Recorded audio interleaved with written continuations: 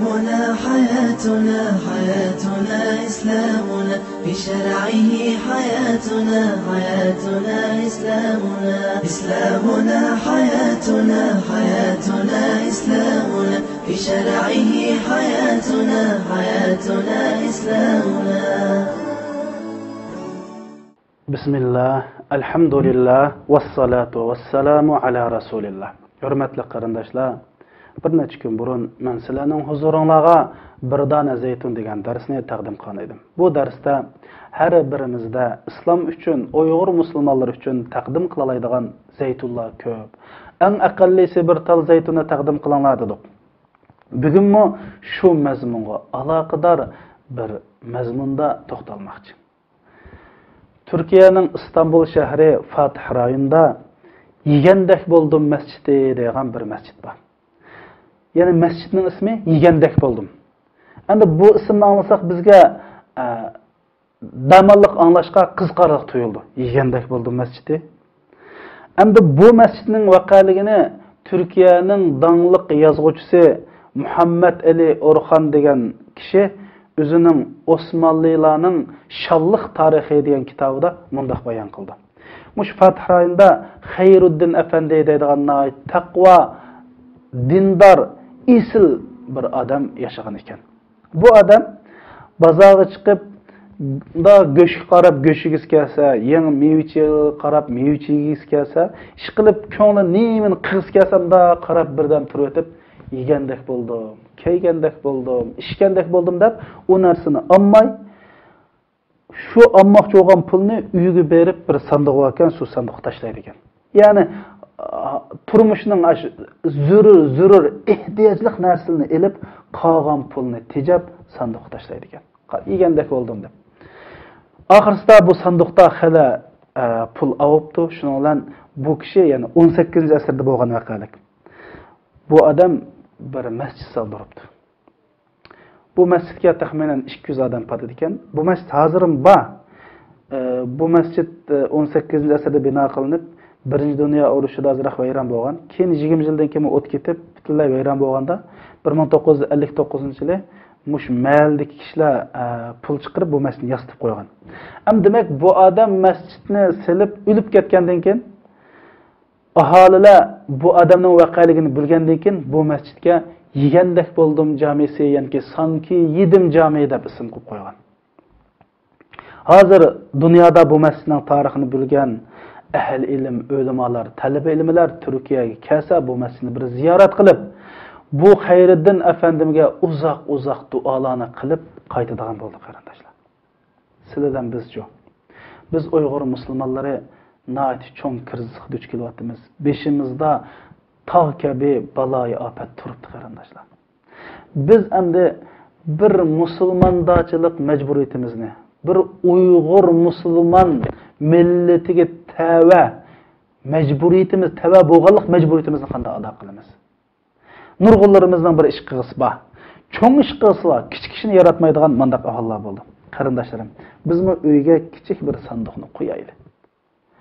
Bizmi haftada bir qatam ko'nglimiz arzu qilgan narsani qilmoqchi bo'lgan pulni shu yerga tashlaylik.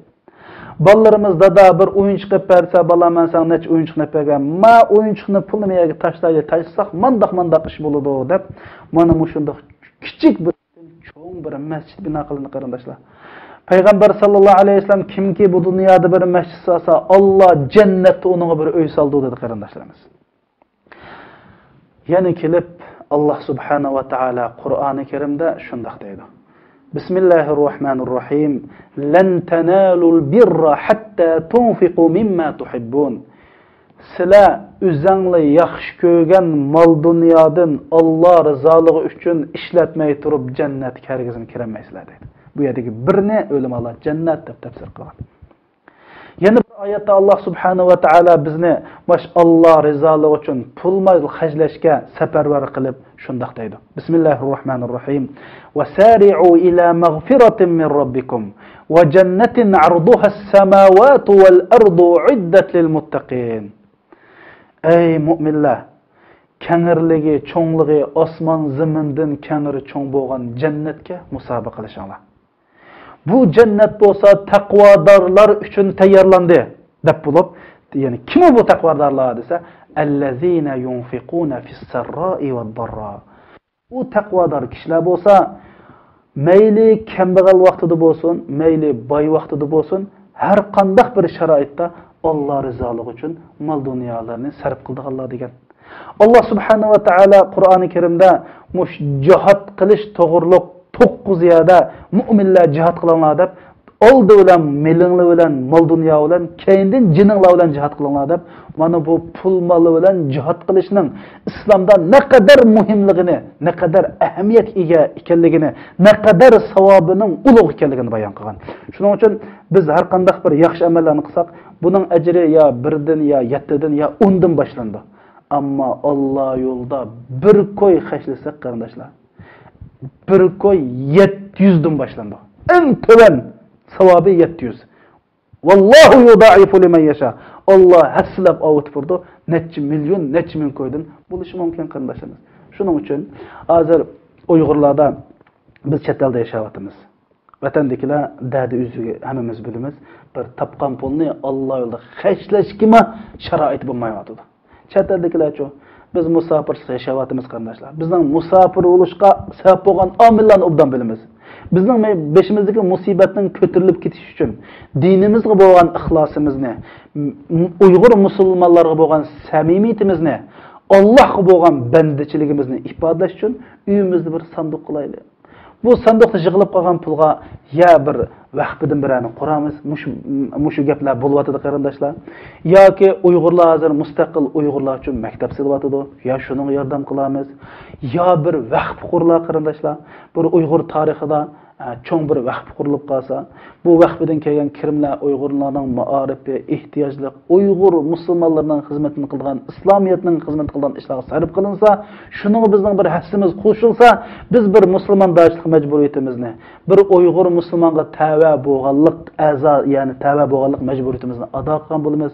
Mana bu ishni biz qilmaydigan ish emas. Oyda $1, €1 qarindoshlar, 1 lira, 1 riyal Muşunda bulup qalsa, kin hammamiz muşan toplab bir iş qilib qalsa qarindoshlarimiz, nima degan bir go'zal ish vujudga chiqadi.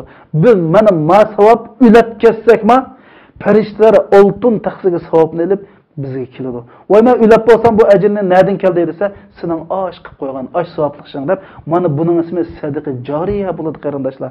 Ya'ni sadaqa joriya degani davomli tosh bir o'stan suv eqib to'xtamagandek ajr savobi to'xtamay keladi yetadigan degan savob ish shu. Rasululloh buni nihoyatda qattiq jikilab turib ummatiga tavsiya qilgan ish qarindoshlar.